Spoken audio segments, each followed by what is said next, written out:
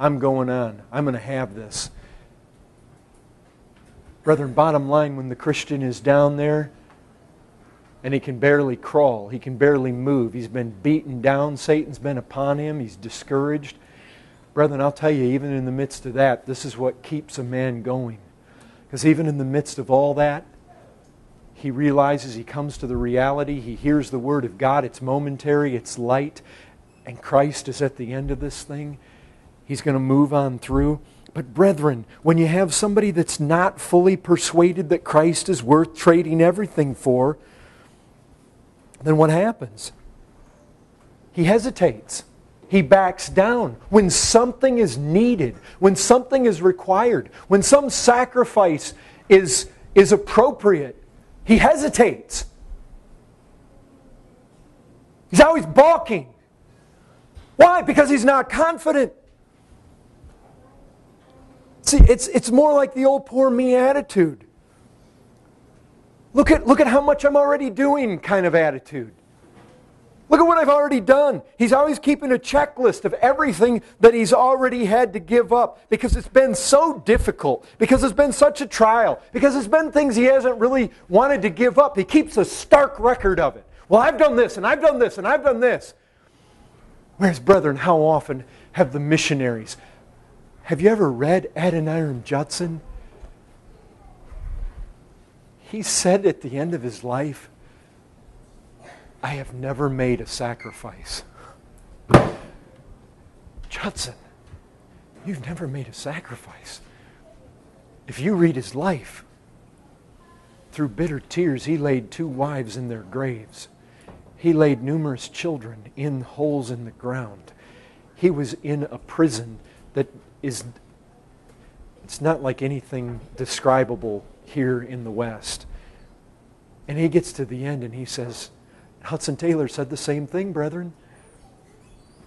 Amy Carmichael, she just rejoiced that going to India was a chance to die.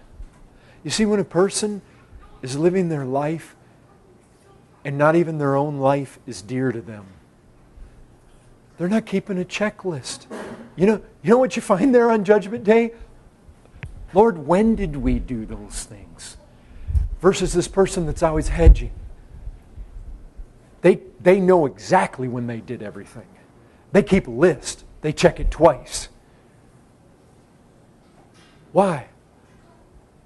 Because there's no persuasion. They're always hesitating. They're always halting. The man who will not venture all for Christ and do it joyfully, according to this parable, is a man who's not fit for heaven. I tell you this, men act the way they do because of what they're persuaded of. Mark it down. Brethren, what are you persuaded of?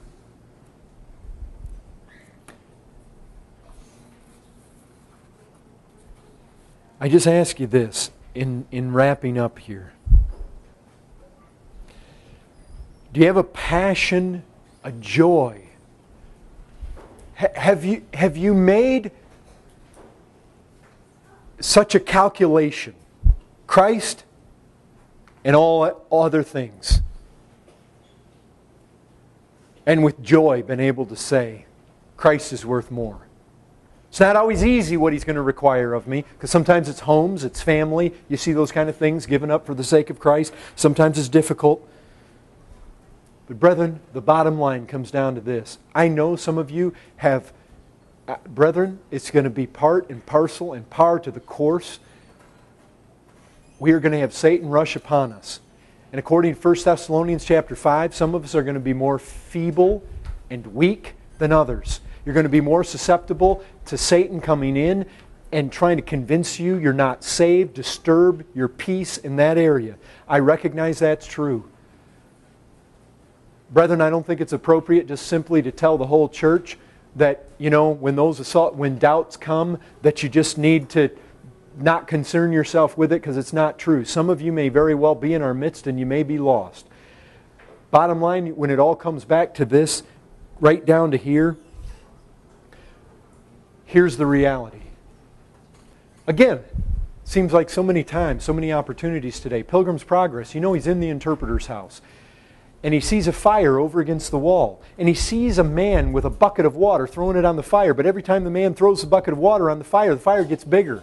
And so the interpreter takes him around through a doorway to the other side of the wall. And the fire, there in the fireplace, is actually being quenched on one side. But there's another man on the other side of the wall throwing oil on the fire. Well, that man on the other side is Christ. That man over here is Satan. He's trying to put it out. But I'll tell you this. That is a picture of Christianity. Because, brethren, Christians fall into sin.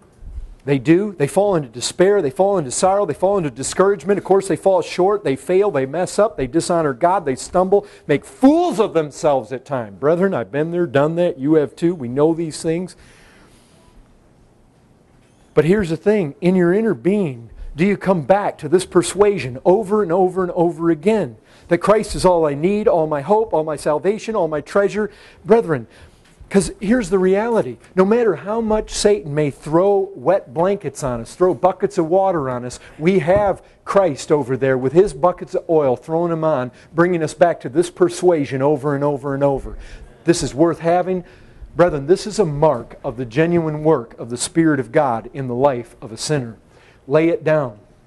This is the heart of the matter. Will you have Christ above all? Are you going to go hard for Christ no matter what it costs you? Are you going to follow Christ if He takes your spouse, if He takes your children? Are you going to follow Christ if He takes your comfort? Are you going to follow Him if He takes your wealth? Are you going to follow Him if He takes your car, your house? Are you going to keep going if He takes your health? Are you going to keep going? Because in the end, all these things that are thrown upon us, and all when Satan comes against us, and all his whisperings, and all that the world can throw, and all the deprivations, and everything, are you going to be just like Adoniram Judson in the end of the day and say, when I look at Christ, just like the Apostle Paul, it was all nothing. It was less than nothing, that I might have the surpassing worth of Christ. Can we say that, brethren? This is the mark of real Christianity. All other things, there are other things to be considered, but this is the heart of the matter. Is Christ the driving compulsion of your life? And is there a certainty that He is more precious than everything else? Because, brethren, those that hedge have not come to this persuasion. And if they haven't, they fall out of that parable. And Jesus says that the kingdom of heaven is like this. And if you're not like that, you should be afraid. God help us, brethren. May that, brethren, I know that is true in my heart. I know it is. I may not know a lot of things, but I know, brethren, when it gets hard, I keep coming back to this over and over and over again for 20 years. I am going to keep going. This is hard, and there's a lot of days I want to throw in the towel, but I want Christ more than I want anything else.